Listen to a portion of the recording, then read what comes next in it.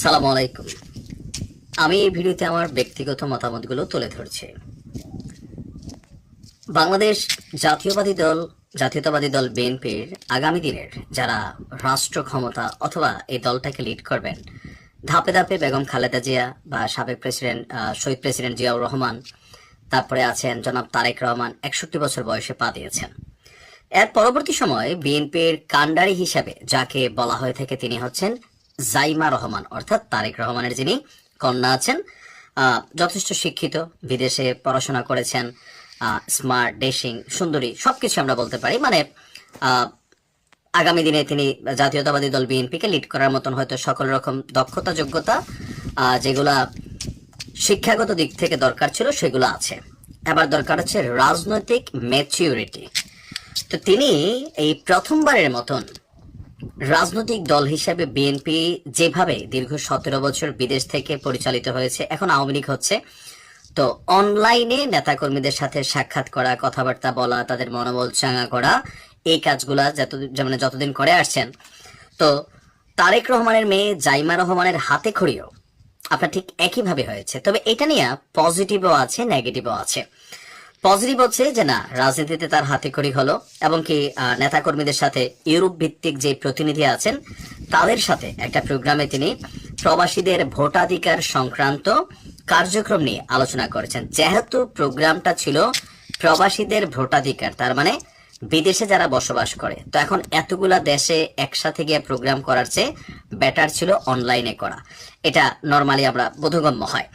কিন্তু অনেকের বক্তব্য যে তিনি কেন আসলে বাংলাদেশে এসে সরাসরি বিএনপির ভবিষ্যৎ কাণ্ডারি হিসাবে বাবার অনুপস্থিতিতে, অথবা এই মুহূর্তে বেগম খালেদা জিয়া তিনি আপনার অসুস্থ আছেন, হাসপাতালে এভার কেয়ারে নিয়মিত যাতায়াত আছেন, এই মুহূর্তে দল হিসাবে বিএনপির যারা মূল কারিগর মানে জিয়া পরিবার, তাদের কিন্তু কোনো উপস্থিতি নেই। এর বাহিরে দলটির বিভিন্ন নেতাকর্মী দিয়ে এই মুহূর্তে কার্যক্রম চলছে। তো কেউ কেউ মনে করছেন যে জাইমা রহমানকে বাংলাদেশে পাঠিয়ে তারেক রহমান আসতে হয়তো ডিসেম্বরের 7 তারিখের মধ্যে আসতে হবে। আমরা যতদূর জানি যে তফসিল ঘোষণার আগে তিনি যদি বাংলাদেশে না আসেন তাহলে ওনার কিন্তু বাংলাদেশে এখনো ভোটাধিকারের সুযোগ নেই। রাইট নাও প্রবাসী যে ভোটাল সিস্টেম, সেখান থেকে তিনি অ্যাপ্লাই করেনি, তার মানে তিনি দেশে আসবেন।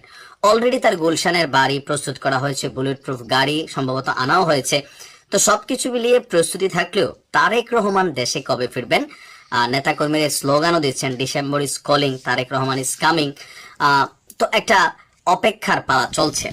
তবে এই যে নির্বাচন পরবর্তী বা নির্বাচন আগের যে সময়টা, 5ই আগস্ট পরবর্তী বা নির্বাচনের আগে এখন মনোনয়ন ঘোষণা করা হয়েছে, দলের মধ্যে অনেক কুন্দল জড়িয়েছে, এলাকা এলাকায় মনোনয়ন প্রার্থী যারা পেয়েছেন আর যারা পান নাই তাদের মধ্যে নানান কেওস আছে। সবকিছু মিলিয়ে একটা হযবরল অবস্থায় কিন্তু বিএনপির রাজনৈতিক প্ল্যাটফর্মটি আছে। এখানে জনাব তারেক রহমান সরাসরি থাকা অথবা ওনার বিপরীতে কেউ থাকা মানে হচ্ছে সেটা জাইমা রহমান।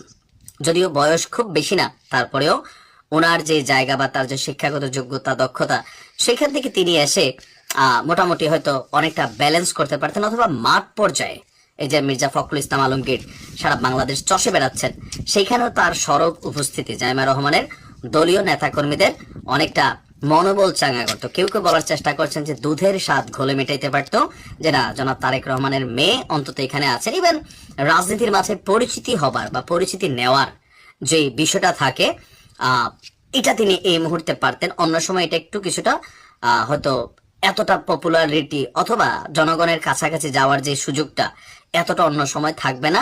কারণ ক্ষমতায় বসে গেলে দৃশ্যপটগুলো একটু ভিন্নই হয়। ক্ষমতার পরে ক্ষমতার আগে দুইটা বিষয় দুই রকম। তবে আমার কাছে ব্যক্তিগতভাবে মনে হয় রাজনীতির ব্যাপারে, যেহেতু এটা তার প্রথম লাইভ বা প্রথম বৈঠক, এমনি ওনার ফেসবুক পোস্ট ঘাটলেও রাজনীতিতে ততটা সম্ভবত সরব না জাইমা রহমান। বা থাকে না যে বিদেশে যারা আমরা পড়াশোনা করি বা থাকি, উচ্চশিক্ষা নিয়ে নেই, তো বাংলাদেশের রাজনীতিটাকে টোটালি আমাদের কাছে কিন্তু আনকালচারই মনে হয়। যে এখানে রাজনীতি মানে ভেজাল, মারামারি, গুম খুন, রাহাজানি, রাষ্ট্রীয় সম্পত্তি নষ্ট করা। বাংলাদেশে কিন্তু এগুলাই রাজনীতির যে সার্বিক প্রেক্ষাপটটা। তো বিদেশে থাকার পর আমাদের কাছে মনে হয় যে আমাদের দেশের রাজনীতিগুলো এমন কেন। তো জাইমা রহমানও বিদেশে বড় হয়েছেন। আপনি আওয়ামী লীগের সময় দেখেন সজীব ওয়াজেদ জয় রাজনীতিতে খুব বেশি অ্যাক্টিভ ছিলেন না, তিনি কয়েকটা পোস্টে টোস্টে বসেছিলেন।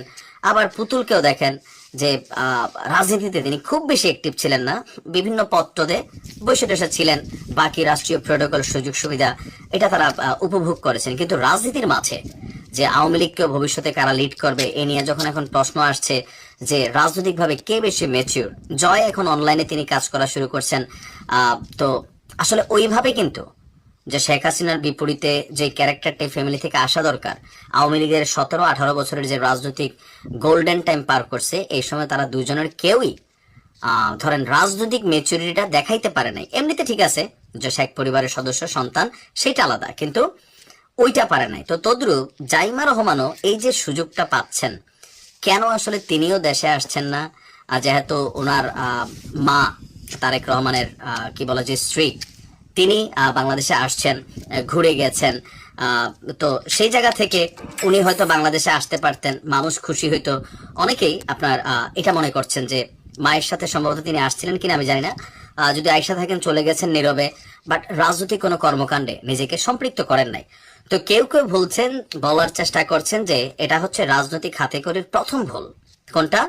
যে নেতা কর্মীদের সাথে ইউরোপের নেতারা, তারাও তো দেশে নাই, তারা প্রবাসী, তাদের সাথে কথা বলা, মিটিং করা একটা দরকার ছিল। বিএনপির যে কোনো একটা প্রোগ্রামে সশরীরে যে তারেক রহমানের মেয়ে উপস্থিত থাকবে, সেই প্রোগ্রামটার গ্লেজটা বা সেটার যে ভ্যালুটা নেতা কর্মীদের কাছে, যে উচ্ছ্বাস তারেক রহমানের মেয়েকে দেখার খুব কাছ থেকে, এটা ভিন্ন একটা বার্তা দিত। হাতে খড়িটা অনলাইনের মিটিং এ না হয়ে যদি অফলাইনে মাঠ পর্যায়ে তিনি একটা মিটিং এর সামনে আসতেন, তাহলে তার আত্মপ্রকাশটা রাজনীতিতে ভিন্নভাবে হতো অথবা বেটার হতো। বাট অনলাইনের যে মিটিংটা ছিল সেটার কিন্তু প্রেক্ষাপটটাই ছিল অনলাইন মিটিং, যে প্রবাসীদের ভোটাধিকার, ইউরোপ ভিত্তিক তো অনেকগুলা দেশ, তো এত দেশে তো ঘুরা কতদিন সময় লাগবে, শ্রম পারিশ্রমিক মানে শারীরিকভাবে একটা ক্লান্তির বিষয় আছে, সম্ভবত এই কারণেই তিনি অনলাইনে করছেন। তবে আমার কাছে মনে হয় যে আগামী দিনে যারা এই দলগুলোকে লিড করবে, কোথাও না কোথাও এই পরিবারগুলাই লিড করবে। কোকো যেহেতু মারা গেছেন, তার পরিবার রাজনীতিতে তেমন আলোচনা না, যেমন শেখ রেহানা ওইভাবে ছিলেন, কিন্তু ওনার ছেলেমেয়েরাও রাজনীতিতে আলোচনায় ছিল না, ছিল কে শেখ পরিবারই। যে জয় অথবা পুতুল, বা এখনো গুঞ্জন শোনা যাচ্ছে এই দুজনের মধ্যে কেউই হবেন পরবর্তী সময় আওয়ামী লীগের কাণ্ডারি। তো বিএনপিতে যেহেতু তারেক রহমানের একটাই মেয়ে জাইমা রহমান, সুতরাং তিনি চান না চান এই পরিবারটা তাকে অটোমেটিক টানবে, বা তাদের নেতা কর্মীরা তাকেই টানবে। তো সেই ক্ষেত্রে সুন্দর হইতো যে তিনি দেশে আসছেন, বিএনপির একটা বড়সড় একটা প্রোগ্রাম থাকতো, তিনি সেখানে লঞ্চ করতেন। সাধারণ মানুষের কাছে যাওয়া, এটা বিদেশে থেকে বড় হইলে বোঝা যায় না। এই যে গ্যাঞ্জাম, ক্যাঁকো প্যাঁপো, মানুষের উচ্ছ্বাস উল্লাস, বিদেশে আমরা যারা রাজনৈতিক দলগুলোর অবস্থান দেখি, এগুলো টোটালি ডিফারেন্ট, বাংলাদেশের সাথে 2%ও মিল নাই, কিন্তু বাংলাদেশ আলাদা। তো এটা ভুলও বলতে পারেন, রাজনৈতিক ভাবে যে সিদ্ধান্ত নেওয়ার একটা ভুল হয়েছে, যে ওনাকে অফলাইনে প্রথমে নামাইয়া অনলাইনে পরবর্তী সময় তিনি মিটিং করতে পারতেন। আবার আরেক দিক থেকে হয়তো বিএনপি ভালো জানে, জনাব তারেক রহমান ভালো জানেন যে কোন চিন্তায় তিনি এই সিদ্ধান্তটা নিছেন। ভালো থাকুন, আসসালামু আলাইকুম।